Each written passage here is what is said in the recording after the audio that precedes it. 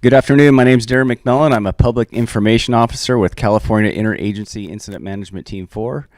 And first of all, I'd like to thank the Salmon River Restoration Council for allowing us to have this meeting here today. We really appreciate it. And thank you guys for showing up today in person and both online as well. There is water to the back of the room, and restrooms are down the hall. This afternoon, we're going to give you a presentation on the Orleans Complex, and once the presentation is complete, we will take questions at the end. We will get our ops folks out at the 1 hour mark, but I assure you we will stay here and continue with the meeting until all questions are answered. So today for the personnel assigned, we have 1,091 people still assigned to the Orleans Complex. The Big Cliff is 895 acres at 19%. And the Butler Fire is 21,058, 94%. And now I'd like to call up Klamath National Forest Supervisor, Chris Christopherson. Good afternoon. Chris Christopherson, Forest Supervisor here on the Klamath National Forest. And so to start with, big thank you to Salmon River Restoration Council for opening up their facility and hosting us today. And then a thank you to the community for persevering with us through multiple teams, through the heat and the smoke, and in sharing all the information that you have shared with the team to make us successful. One last piece is that we do have a burned area emergency stabilization team, a BEAR team, that is forming up to look at emergency stabilization in the watersheds in this area. And so with that, again, thank you for coming, and I'll turn it back to Darren. Thanks, Chris. Now we'd like to call up Carrie Williamson, Operations Section Chief with California Incident Management Team 4. Hey, good afternoon. So as far as the incident, I'll briefly touch on the Butler Fire. So Butler Fire right now is primary in a suppression repair state on the entire incident, and we're also backhauling all unnecessary supplies, pulling hose and pumps off basically the portion that goes out to Lunch Creek, in an indirect piece of hose line into Nordenheimer Creek should be pulled out today. Otherwise, I'm going to speak primarily to the Big Cliff. Pretty tremendous effort on the Big Cliff incident with a lot of resources engaged. Currently, we pulled all the hotshot crews that were spiked up on the kind of the knife back ridge that's primarily a big rock ridge system. So this portion of the incident has direct handline all along it, going down to the north into South Russian Creek or to the 43 road. We've had pretty limited fire activity all along the fire's edge on the western and the northern portion of that incident, I want to say for about 3-4 days. As we get down on the portion that goes from the handline down into the 43 road out towards South Russian Creek, that portion we did complete firing operations 2 days ago. Pretty limited heat. We did back that into the timber. Low rates of spread. It was a pretty decent firing operation with minimal impacts to the trees. So carried that out. We've got resources all along South Russian Creek. We've got hose lays all the way up South Russian Creek up to the hand line that goes on the furthest southeast spot that's just east of Blake Fork Trail. Pretty limited activity on this furthest out spot. This firing operation was completed yesterday. Everything looks really good in there. I would say mopped up 50 to 100 feet from the southeast portion of this spot fire all the way back up to where it says 101 on the map. So a lot of significant effort in there. Everything in Blake's Fork, as well as the spot that's to the east of Blake's Fork, it's just kind of backing off that into Blake Fork. There is a little bit of smoke coming off of the Creole Bell Gulch, as well as Blake Fork, where it just continues to back down into there. Otherwise, limited activity over the incident. Right now, we've got resources spread out throughout that. Definitely a tremendous effort with our resources out there with the incident, especially with how many hazard trees are out on that portion of the incident. Otherwise, end report for the fire. Thanks, Carrie. Next, I'd like to introduce Natalie Kelly, District Ranger. Hi, everybody. Natalie Kelly. I'm the district ranger here on the Salmon Scott River Ranger District. So yeah, thinking about these fires and just really want to appreciate our community members for allowing us to have good access. I know it can be difficult, and your patience along this corridor with all the work that's been taking place. What was not talked about so far is, Team 4 extended to be here to really help. Especially with Big Cliff and keeping that within the smallest footprint. So thank you to Team 4 for all your efforts and continuing efforts in that area, along with our partners. So for me as the ranger, really looking at and focusing in on the suppression, immediate suppression, but then also what are we kind of left with? Looking at hazard trees, working with specialists. We don't have a lot of mortality. We're still working through bear to figure that out, but that's kind of where my mind is going. I was actually out today checking into some of these locations because access is very important and what our communities are left with and what our cleanup efforts are going to look like. So appreciate the partners that are in the room that are going to help with that. I know the tribes have also been heavily engaged in that effort.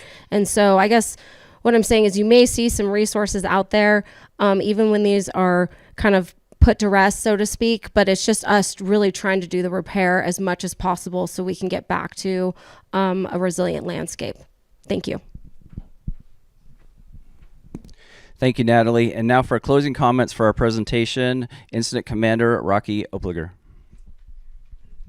Turn me on. There you go. Again, certainly want to thank for the use of this facility. I actually remember being in here a number of years ago, and it's just a wonderful location. And more importantly, for the folks from the community that took the time to be here, and those that are on, online virtually. It's been a trying fire in, through all the agencies that are responsible, from the initial attack when you get the lightning fires, and just the incredible work that the firefighters did to get us where we are. That Big Cliff country is tough country, and we're here to tell you that we're in an evolution now, and thanks to the forest supervisor and the administrators' leadership to allow us to extend. And that's not an easy task. You have to go all the way to the national for us to be able to extend a few days. We don't just get to do it because of all the other fires that are taking place. And we felt, with the communication where we were, that we weren't going to put this in a position where we had to bring another national team in. So we are in a normal transition. We'll be going to a local jurisdiction of a Type 3 incident management team that's well-versed. Terry Williamson is well-versed on the country. He will be the incident commander. We're going to support them. You're going to look probably at the camp at Idlewild being reduced to about 200 to 250 people to continue any suppression, repair, to monitor the Big Cliff fire as we're getting real close to reaching the overall objectives of holding that with the current footprint. And then the camp will be at Idlewild. And so we'll have a full shower unit there, full support of medical, everything they need from laundry. So those folks, because of the poison oak they're in, that they'll be totally taken care of. And that official transition will occur on Saturday evening at 1800. We don't talk often about community liaisons. And when we fight fire all over the country, that's an important role because they're the voice of the community. And I would be remiss if I didn't bring Bonna up here for a minute. And, of course, you, Karuna, if you're available. We're going to have you come up here for a minute. When we first got here, they had them on the cooperators meeting, and there's so much that's going on that. And I'm talking to our folks, and I said, we've always done a separate thing where we meet with them every day. Why aren't we setting up a separate link that they can talk to us every single day? And they were on it every single day. We did it, at 1 o'clock? And we got to hear some of those concerns. And, yeah, some of them were out of our control. One of the things I can tell you that will probably relieve everybody, all the evacuation warnings are being lifted except for that little area around a Big Cliff, and there'll be no road restrictions. That's all being lifted. So there'll be no restrictions of you can't leave till 6 o'clock or whatever. That's all gone. And it happened today. Officially, I think they were trying to get it at 12, but it's today. So you can tell the folks that they can take that off their mind. The other thing we've been working in is some of those concerns of any damage that might have been done by suppression repair. So we've taken that seriously and had folks out there. We also know there was some interest in some of the maybe tactical fire, and there was some damage to some of the pipe. And I think we've had 2 of those claims that have been filled. And again, that's because of the work of the community of folks coming in and working with our finance section. So I thank you. So I do have something for you. Isn't that weird coming from a team? Yeah, I like this part. We don't get to do this very often. So this is, no, you get to come up here. It's on camera. Yeah, it's on camera, yeah. besides that, they judge you by the company you keep, so you're stuck with this is in appreciation of the contribution and support to the Orleans complex, and that's again for the Six Rivers and the Klamath National Forest. And that's the actual fire from a picture from the actual fire when it took place at the height. And we'd be remiss if we didn't get the other couple that were on our calls, and of course Mona and Will. And then one I was hoping she was going to be here was Tina Bennett. And Tina Bennett obviously is the volunteer chief here in Salmons, and I wanted to make sure it looks good. Hold it up. And there's, you need to hold it up because, you know, that's, and I tell you, you know, and her leadership, you know, is pretty important because we have a lot going on, and we can tell her exactly what's going on. Now, we don't want to impact our, you know, our operation personnel. They go in there, and the way we come in with a group of ICs, I get to be the leader of it, that they're tied to each of the functional areas that support a fire. And so we're getting the latest data immediately, because the last thing you want to do in absence of information, people will make up information. So when we were talking every day, we were telling you exactly what we knew at the time, and then we were trying to definitely listen to those concerns and expressing it to where it needed to go. And while it might have seemed a little bit slow, there's always that tie to safety and public safety, and maybe I think in the future that communication certainly can be increased or set the template of how we deal with it when we have a fire. And my recommendation certainly to the forest, you have your cooperators and then you have your community liaisons, and that needs to be a dedicated meeting or conference call. I've done it in person before that we establish when you get fires that affect your landscape. So thank you again. Thank you. We appreciate that. So, and finally, on behalf of our team, you know, you always look when you have these kind of fires that come in, and always look at, did we lose any structures? Did we have any fatalities or serious injuries? We had the one, obviously we knew from the tree strike, but you know, we look at the community. While it was a major inconvenience, we're at the point where, you know, we got people back home, and we feel good about, you know, the fire, that you weren't impacted, the fact that we had something serious, and there's nothing worse than when you have to do with that. We have a long fire season yet, and I always said anytime we can stop a fire mid-season on the Klamath or the Six Rivers, that's a win. And so, you know, we know these fires are usually all summer, and we know the impact. And I've been here where you have inversions for a month at a time, like 87, where you never could get out. We had to set up oxygen tents for firefighters because it was so bad. And so I feel pretty fortunate we are. There's a lot of good work ahead. And I think you have a commitment of the forest, what needs to be done for both relationship and developing relationships with all the cooperators, and then what can be done with fuels treatments, et cetera. So, you know, that's the part that you can certainly help, because that's always the difficult funding. And I think there is a case certainly for what you do to continue some of the work that you've done in collaboration with the forest on what their program of work looks like. So on behalf of our team, we want to thank you personally. As the incident commander, I had a kind of an interesting day today. I had to do the morning brief, and my daughter was the planning chief as the trainee, and I kind of took it out of shock, you know, because she introduced herself at Aaron Oplager, and then she has to introduce me, and so I was able to have a little fun with that. But I think our actual plans chief just said, you know, my wife used to be on this team, my son has been on fires with me, and now to get my daughter, and she's the future. She's on another team. She's going to be a plans chief. I did ask her one day, do you want to be an incident commander? And she said, no way. So on behalf of our team, and I thank our PIOs for really trying to do our best to get you the latest information. We had a lot of information, folks, that unfortunately the team coming in didn't have that advantage that we had to get people. And you identified where they needed to be, who needed to get the outreach. And our lead information over there, she's being pretty quiet, Stephanie, is a rock star at getting people that want to work with us. So I thank you, and of course Darren and Mark, our leads. And on behalf of our team, thank you. Thank you, Rocky. That brings us to our question and answer point of the meeting.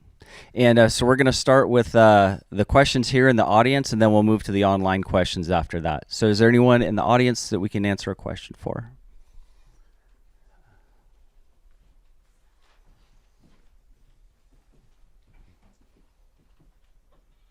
I just have a comment. I really want to thank all of you and the firefighters and everything. I live right by Idlewild Campground, so when I first saw that column of smoke, it was pretty scary, really. I said, oh my God, that's close. And everybody's been wonderful. I feel really safe having all the firefighters nearby. And it was a crew from San Bruno who they wrapped the bottom of my house because it's a manufactured home, but it has like 2.5 feet off the ground, so it's all covered with foil now.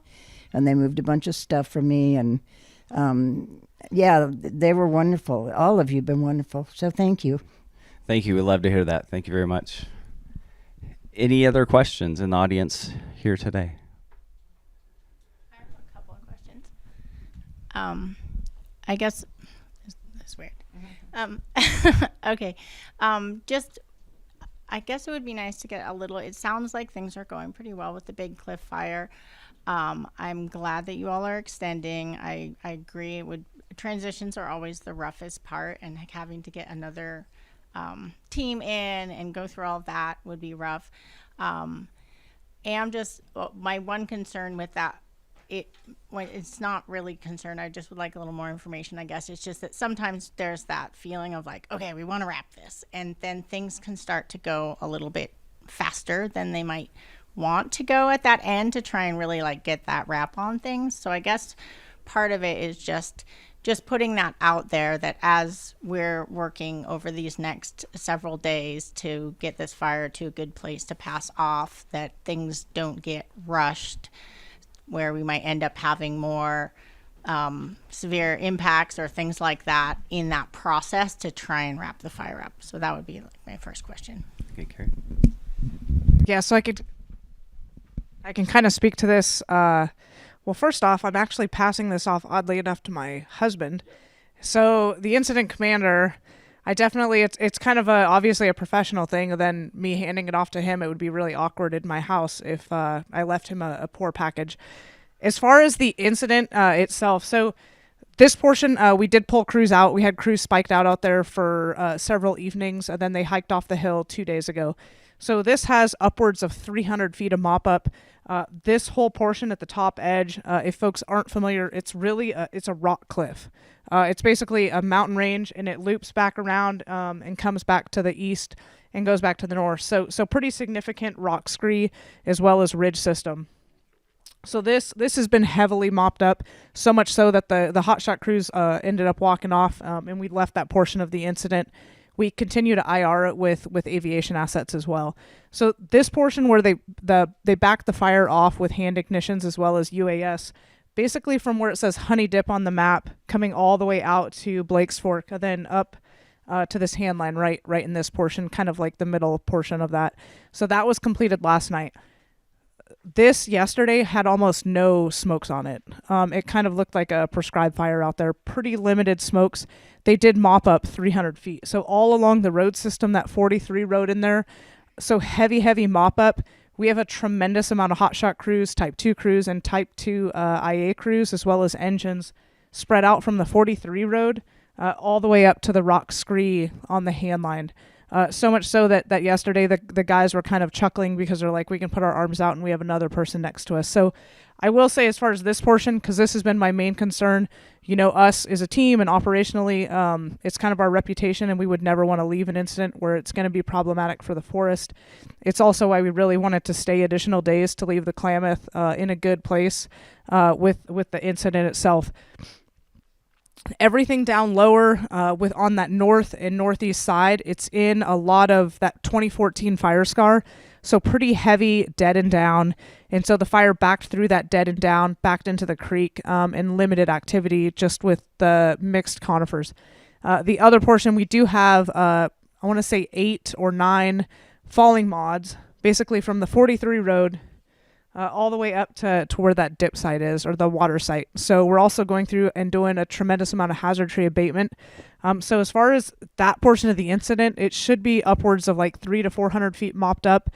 We are flying IR on it every day because that is our intent. That was why we wanted to stay, was really to make sure that this has no issues or no threat to the public, and it puts the Klamath in a good spot. So hopefully that answers your question. Another quick add is some of the team members are staying, so it's kind of a morphing of the type 3 with the local resources, like Terry, but also other team members that are going to be here. So it's a beefier type 3. Yeah, and then the appropriate crews. You're still going to have some hotshot crews. You're going to have the crews that can work that country. And, like Carrie said, that we feel really good where this fire's sitting based on what they've done. That natural barriers is nothing to say short of. Historically, we've looked and fires haven't crossed that, even with winds. And you're going to get north winds at some point, I'm guessing sometime in September. And so we're not going to let this fire be in a position of that we walk away and it had a chance to get out. I really think they put it in a position where the forest can monitor and keep it within the footprint. There's a question.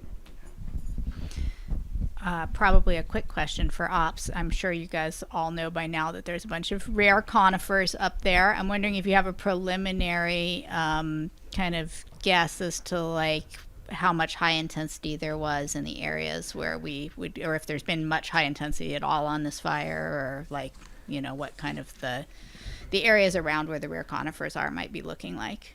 Yeah, so as far as where at least where the tags are on the trees with the conifers, pretty limited fire activity as far as mortality. And that was really the intent for backing fire through all that heavy dead and down. Obviously, safety was priority number one, but there's been pretty limited as far as like BTUs and heat and fire backing down into South Russian Creek.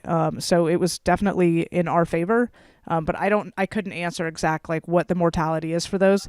I do think it's pretty limited. Okay.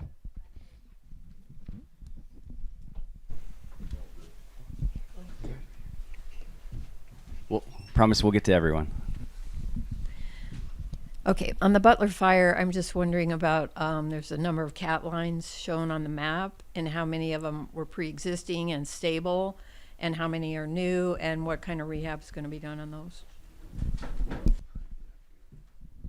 So I came mid-stroke with Team 1, so I would say a majority of the dozer lines for the Butler were pre-existing. As far as like exact numbers, I apologize, I don't have that. We could get that potentially and try to put something out maybe on social media with that.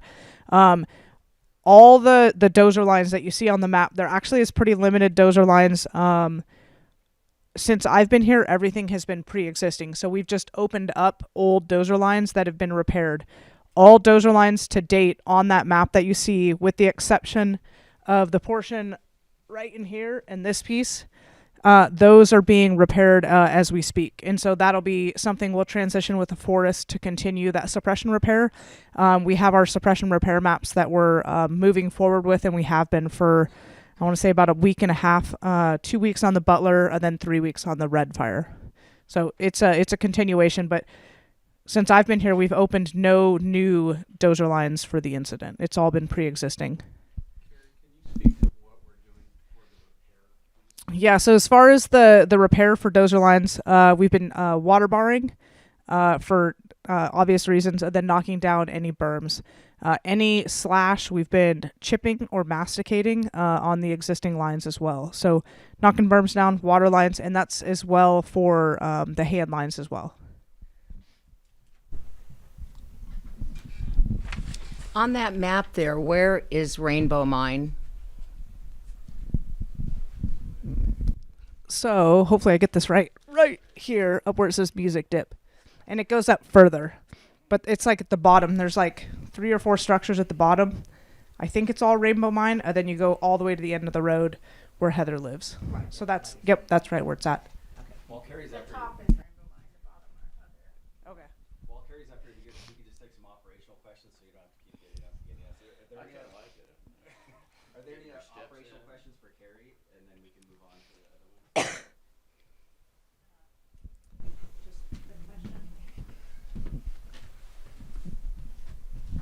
We just heard from Heather at Rainbow today that structure protection was getting pulled at her place. It seemed maybe a little premature, and I'm not sure if she was expressing concern over it, but she's obviously not here today, and I just wanted to get your thoughts on, you're obviously feeling pretty confident that edge is Yep. Yeah. So we good, opted but- to pull that. So as we started lifting the evacuation warnings, and then we changed everything. So we started pulling all that stuff and lifting it just based off where we're at with the incident and the containment, as well as, So that's why we pulled all that stuff. All structure protection stuff was being pulled today, as we've limited the threat.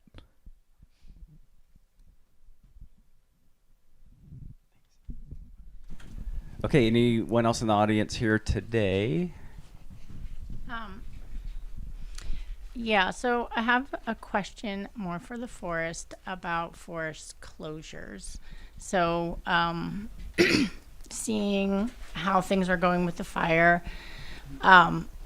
Anyways, there have been a lot of back and forth around forest closures over the years out here, and sometimes they seem like there's more coordination around them, and we're able to keep them to what feels like the right size for the situation, and front load some of those things that always end up becoming issues. Some of the things that end up coming up are most people's water systems are on federal lands. Most people's driveways are on federal lands. Even the Sawyer's-Bar Town water system, we have to go up into Jess. And so currently, like the Sawyer's-Bar Town water system, I believe, is within the closure order. And technically, you could get a $10,000 fine and some amount of time in jail if you were to go into those areas if you don't get a waiver. And so it seemed like this closure order came out kind of quick and didn't get some of those things front loaded into it, and also is like really quite large. So I'm just wondering about also, as we see the risks from the fires shrinking, how quickly those like closure orders can shrink so that people can get back to enjoying the federal lands that we have around here, or can get back to hiking the PCT or getting to those sorts of things without that kind of impact. Great question. And in my pocket, I've got 2 online questions related specifically to closure orders and the ability to access critical infrastructure. And so the first piece is, in the closure order, there is a provision for landowners to access their own private land and infrastructure on there. Secondly, if there is municipal infrastructure, I'd say work with the local district ranger to allow access into that. The intent of the closure order is, one, to provide for public safety and for firefighter safety. But for us, when we put this together, and if you can zoom in, that's a huge closure order, especially when you look at what we've got here and what Carrie just shared. It takes days to get it through Office of General Counsel, approved, and then signed. And so when we're going through that, we start looking at the closure order when we've got the smoke and crews responding. And so it's a less than perfect endeavor. But what we have found through time is that we don't want to have too small of an area, because then when we're going out, it takes, again, days and days to get that right sized. What we will do, though, is we will talk with ops, we'll talk with the team to right size that closure order, because it is federal land, it's our land. I take that very seriously as a steward of our federal land. And the last thing I want to do is to keep people out of their own backyards that they're paying taxes on, right? And so we will take a look at that and right size and correct that order. Yes. Couple of follow-ups on that. I know that you all worked with Scott on the first closure order to get some additional language in about access to people's water systems and things like that. It would be really nice to see that kind of like become boilerplate language, where people who are residents and who have water systems and whatnot on public lands, that just makes it into every closure order, rather than having to have like the conversation every time that like people still need to be able to like leave their land to access their water system without breaking law, especially when it's a town water system. And also just there's always this conversation about the size versus the size of the fire. And I get that, it's hard for you guys to do multiple closure orders, but, 58,000 acres for a 800 acre fire does seem a little excessive. And so also just like appropriate sizing maybe was exceeded in this case. So just again, like future thoughts on like, really, did it need to be all the way to Cecilville? Probably not. But then, what was my final thought on closures? Oh, just that hopefully in this case, it is able to be reduced quickly because, as I'm sure you know, hunting season is coming up. Bow hunters will be out before long, and the hunters in particular, I feel like, are the people who really get out there on the back roads and like to, have broad access, and it sucks for them when, and then in the fall, if closures go into the fall, which hopefully this one won't, but it also impacts people's ability to get their firewood, which they need to be getting for winter and things like that. So you all know that, but just like keeping it front and center when you make these decisions. No, I appreciate it, and I'm a hunter myself, not a very successful one. I'll put in the room, but you'll see some forests take a very conservative approach when you have burned areas, and it's almost a nanny state that I call it. I believe in informing the public, sign it, and again, we are masters of our own destiny, and we live in a beautiful area, and at times there are hazards present, and so I believe letting the American people and the public recreate and use their lands as they wish is a big part of how I show up as a forest supervisor. So again, appreciate the comments.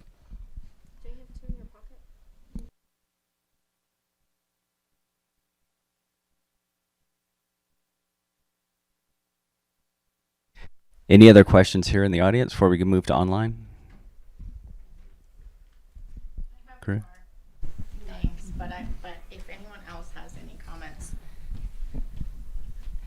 I guess just one thing that I feel like is really, I'm just staring at this map, particularly of the Butler Fire. And I'm on, I guess just a couple of comments. On one side, it is pretty remarkable to have a fire that starts, in July and is essentially out by early August. Like that rarely happens out here usually. Pretty much never. Or that it stays at 20,000 acres, or that sort of thing. We've gotten used to the 50 and the 90 and the 120,000 acre fires for what it's worth. And so I definitely would say that there was, a lot of really amazing firefighting that did happen on this fire. There were definitely some times when I think there were some pretty monumental, folks getting boated across the river and putting out spot fires that would have potentially, lit up that entire north side into the marbles, and, actually getting that fire under control along the ridge as it went up Boyd Gulch, into, an area that hadn't seen fire since 2008. And anyone who's been out there knows that's also really rough terrain and thick fuels, etc. So there's a lot of really, just firefighters that did a really amazing job. And also, I think looking at that map, what this fire shows me just glaringly is like recent fire footprints have a huge impact on the ability to control a fire. And pretty much the entire fire, other than along the river where you had the river and the road and that section that went up on the Hog Range, everywhere else was, bumped into recent fire footprints. And from someone who was watching that really closely throughout that fire, and it's something that I have seen now working on fires out here for a long time. That is often kind of totally depends on the team, and I felt like you all really appreciated that. I've definitely dealt with teams where it was just like, it doesn't matter if you've got 2 miles of 3-year-old black where, they haven't treated it that same way. But watching how, even when this fire was making big runs, like the days that it made those really big runs, like through Horn and McNeil and up, and also along Boyd Gulch when it started going into the Cronin fire, it pushed into those recent fire footprints while the wind was behind it when it had all the slope and the conditions. And then it kind of stopped, at that. And I think it's just it's something that is that I think about a lot. And in the past, part of the reason, like the previous year, just last year, when the fire was coming down, the Boise fire was coming down, I was also looking at those fire footprints and being like, wow, we have perfect conditions right now. If we could gently, in our own pace, bring that fire down with strategic firing in the evenings, that sort of thing, how we could have this completely protected area. But I think that this fire is just a great learning lesson on how we can, whether we're in fire or whether some point when we're out of fire and we have those catcher's mitts set up and it's on our terms, how we can really try to take advantage of those fire footprints and recognize that those fire footprints have our back at the right time in the right place, and try and bring good fire down so that we don't have to be, scattered and freaked out in the middle of July or August with upslope runs, the top of the watershed where I'm building my house and where Lyra lives. The upper 2/3 of this fire is a huge high severity, area that we're going to be dealing with those impacts for the rest of my life. And it would have been so nice to have had the option for that fire to be backing down through there at a time of year when we would have liked it. But I just think it's really important. Like, I'm just looking at that and it's just glaring at me about how important those fire footprints are and how we react to them, whether it's during a fire or maybe more importantly in those not during a fire, when we can actually do something about it and start to try and think big about how we can, in this not only fire adapted landscape, but we really live in a fire dependent ecosystem, how we have more fire at the times when we want it to bring that safety to the communities and also that health back to the ecosystem, so that we're not dealing with 3 months of crazy fire in the middle of summer, et cetera. So that's kind of just a big rambling statement, but Just one more quick addition to that. I feel like it would be really nice if during fire events we started having more trust in the ability of those fire footprints to hold the lines, because I feel like we could spend a lot less money on these fires and have a lot less impact on the landscape if we started trusting more that those recent fire footprints would be an effective containment, and not still throwing every tool in the tool bag at trying to stop it before it even gets to those lines. When we have those lines, let's just start trusting them and using them more, I would encourage. So with the success we saw with the fire footprints, and we had the benefit of some really high live fuel moistures at this time of the year, and so that was a big part of it.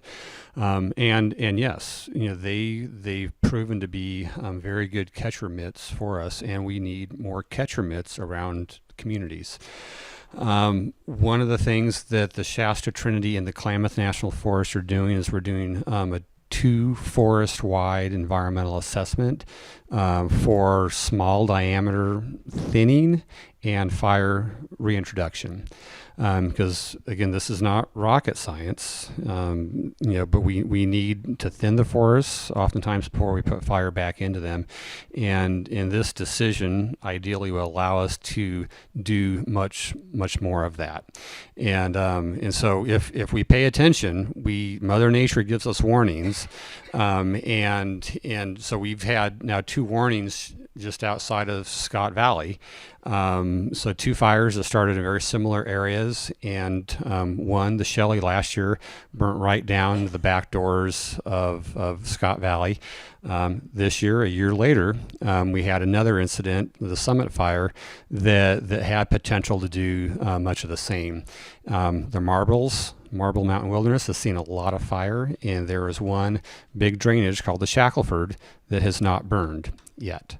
But we are talking about the need and the opportunity for some prescribed fire in that drainage, starting up near the summit where we contained it, and bringing that fire down that drainage through private to keep that area more resilient, because we know fire is coming. And so we are doing our darndest to listen to the community, to listen to Mother Nature, to look at the fire footprints, so we can eventually turn the corner and get ahead of this, so we're not, as you said, scrambling and spending $70 million roughly to date on suppression, when we should be putting that into thinning, keeping the mills going, keeping people employed, and then putting good fire back at the time that the forest is conducive to do that. And so I would love to see a fire camp in July, if we can, specifically for prescribed fire, when we can safely do that. And so we can get out ahead of the craziness of the trying to put it out, and safely putting it back. And so it's going to take a long time to get there. We need to have the social licensing, the political licensing, and all of that. And there are people really concerned about when we talk about that, for very good reason. So I'm a private landowner. I've got timber ground, and when I look at the state of federal land adjacent to me, it terrifies me. And so, I understand, if I were a big timber owner, the concern when you'd have, people talking about letting it burn and getting more fire back in, because oftentimes you don't have insurance that covers that investment. And so we need to continue the conversations. We're going to have some follow-up conversations with the community, with CAL FIRE, with the Sheriff's Office this fall, about how we can do better next time, because there will be a next time.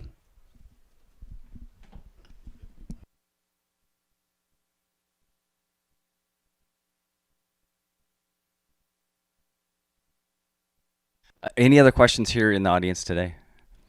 Okay, thank you. So, no, I did want to say, so if you are online, we're going to switch to online questions. If you're on the Six Rivers or Klamath Facebook page, you can just put them in the comments.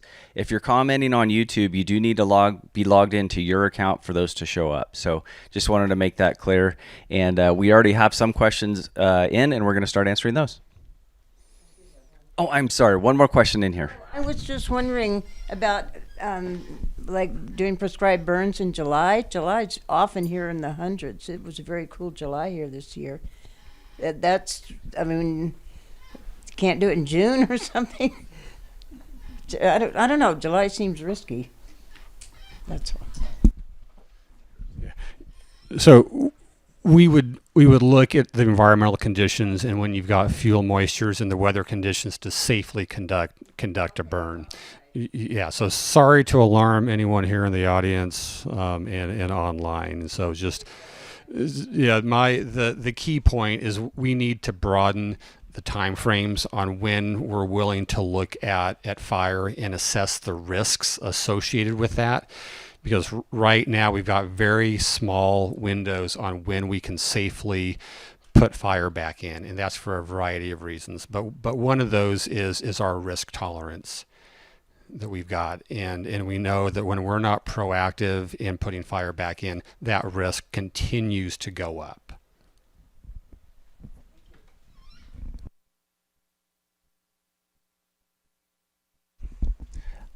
There. For the online questions, I will field we got some emailed to us and then some on social media. So one for the PIO is, why is the meeting being held during the work week in the middle of the day? It was hard for people that are working to get up here. And when this was planned, we did have the closure of the road in the morning and the evening, and that was one of the decisions to have it at 2 o'clock. So that's from the PIO section, and I believe Rocky has some questions online as well. Personally, I could talk all day about prescribed fire, because the first thing we do with operations, the first thing they want fire history, and they want fuels treatment. And when we come in with the operations group, we task them, because that's where we're going to basically be able to put firefighters in where we have lower intensity fire. The other thing is I look at long-term fire history, because it's amazing how fires will repeat themselves. And probably our best example was a few years ago on a very large fire. At the time, it was the most expensive fire in U.S. history, the Sobranas fire on the Los Padres. And when we got there, I looked at that thing and I go, man, that's in the same footprint as I remember a fire from 1977. So we pulled that out and we looked at where we held that fire, and the only way to hold that fire in the Van Tannen Wilderness, went back to that plan from 77, and the fire was actually 15 acres bigger than the fire footprint of the 77 fire. So history does tell us that. And the other issue that the forests face is the funding. And as I always said when we came to prescribed fire, it wasn't sustainable. It seems like you get fuels fundings when you lose a lot of houses, and then all of a sudden you get fuels funding. So I'm hoping there is a strategy nationally when we take a look at the landscapes and and when we're spending the kind of money we do on suppression, that those efforts could go in the pre-treatments at the right time. And you're kind of a little anomaly here this year. Last year it was a lot drier earlier. I'm always nervous this time of year when you get in July because of the monsoonal season and the chance for lightning. So that's a very difficult time. As you heard from Forest Supervisor, you have a narrow window. You don't want to do it in the fall because your live fuel moistures are generally at the lowest, and you have the north winds that can come. There are windows. Sometimes if you haven't had rain in January is actually a good time. And then you have to look in the chaparral. If you have too high live fuel moistures, you can't burn. And so there's just such narrow windows. And then the liability, the folks that are executing that. I know when I was still working for the Forest Service, I carried a $5 million personal policy that I paid for, being in charge of firing. And taught a lot at the prescribed fire schools in Florida because they have much quicker return of fire, and some of that, what they call palmetto, that has a 4 to 5 year interval. So that a lot of the prescribed fire schools were back there in the East Coast because of their fire severity. And so that is talent, is that, we wish we could get back certainly out there, and it's just the liability and the risk. The other thing that happened when we quit cutting timbers on forest, we used to all come up in the fall time and do all the understory burning, and then get to come back in the springtime and do the planting.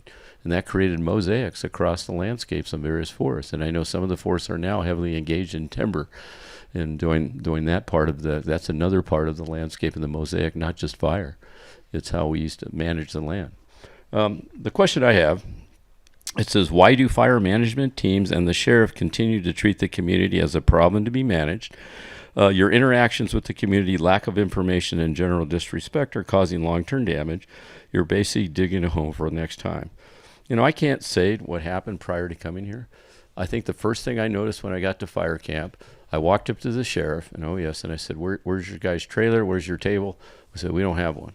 I said, well, how are you interacting with the team? We just talk. And I said, well, that needs to change. We need to have some kind of thing where we're collaborating together, especially on the tactics from operation. The other thing I noticed was the first cooperators meeting, that we were not having a separate meeting for community liaisons and hearing from the community. So a lot of what I think this is attesting needs to happen on the off season. Need to have a lot of those meetings with the cooperators, the forest, the communities, and what we expect when we do get a fire. You will get another fire, and our expectations of teams that are coming in to manage that. Like I said, I already knew coming in here, because I've been here many times, that we have community liaisons. I also know that the sheriff's department is very tough because they don't have a large organization. When you figure how much country they have to cover with the staff they have, it's staggering. Back home it's the same thing, and then you go to the local PD and they got, what is LA? They got 9,600 officers or something. So that's really tough because they cover a lot of country. And then the responsibility they have that weighs heavy on all of us is the responsibility for life, property, life safety. So I think working with the forest, I do believe that there's things that can be worked through the winter, not only developing a strategic plan on how you manage the landscapes, but also the folks that live there, they can certainly provide information of how we can act better, how we can communicate better. The first meeting was a virtual because we couldn't get up because of fire activity. The second one we obviously were able to do in the Forks of the Salmon, and the time's difficult, not just with the road closures. We get in later in the day, it's when all of our critical times of putting the tentative plan for the next day into motion, so the firefighters the next morning know what their direction is to do wherever they're working. And so it's a really busy time for teams. for myself, I can always put another IC down there, but especially for operations, they're heavily impacted later. And then we also have to meet our work rest guidelines. You can't work people 30 hours, and we've learned that over history.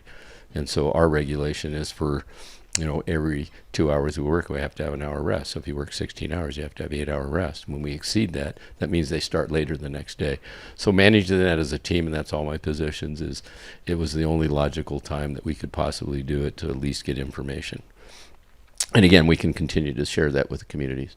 So for the question again, certainly from when the fire's really going, it's a tough time to figure how we're communicating that. And coming in here and getting the support from the forest, certainly as our agency administrator, and then the cooperators, how we need to work together, and getting us every day finally meeting at a certain time, or a certain time that we could work with the community liaisons, I think help improve some of the communications and lack of communications. So thanks.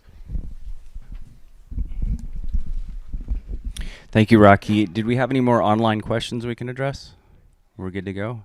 Any last questions here at the live in person? Okay, that'll conclude our presentation and question and answer. We thank you very much for showing up. I'm sure you're looking forward to getting back to some normalcy, and thanks for your support, and have a good day.